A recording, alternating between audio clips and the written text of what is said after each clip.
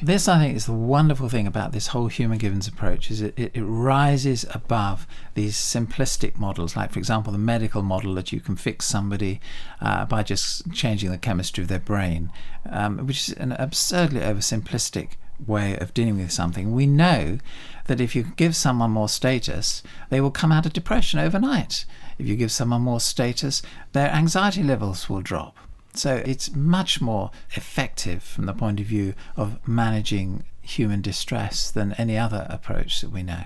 And yet, even if we get all of these needs met, deep down we're all aware that we're mortal creatures, we're going to die, that life is inherently unfair and unjust, that bad things happen to good people. Our child can be killed in a car accident, an illness can suddenly strike our partner or ourselves, economic crashes happen, setbacks happen.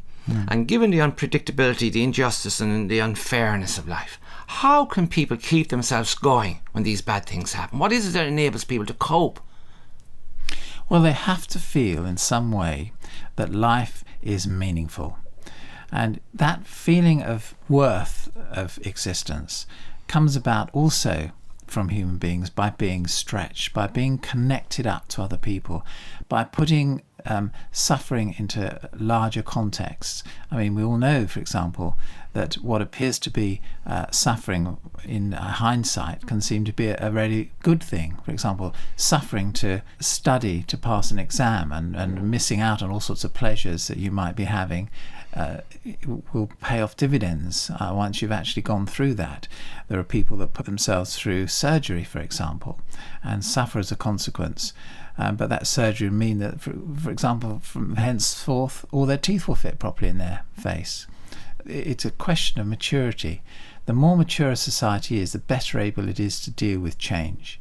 And we need a society that is moving in a direction of maturity rather than in the direction of infantilism. And again, research bears this out. People who experience a major setback, if they go on and come to terms with it, within a few years of experiencing that setback, if you talk to them, they will have found that some good came from that setback. Absolutely. You can talk to a businessman, he'll say, well, the best thing that ever happened to me was that time when I went broke, when that business failed. I learned so many lessons from it. Or somebody who's had a lot of money when they were young and suddenly lost it all and really had to struggle, really had to make an effort, suddenly became mature and more intelligent, more sensitive, more appreciative of other people's problems, and when they did get their life back together again, they were much better people for it. Yes, so setbacks can teach us tolerance, compassion, can teach us about what we're missing in terms of our knowledge base. So very often, although there's suffering involved, there's also a learning opportunity there that enables us to go on and develop our life in better ways.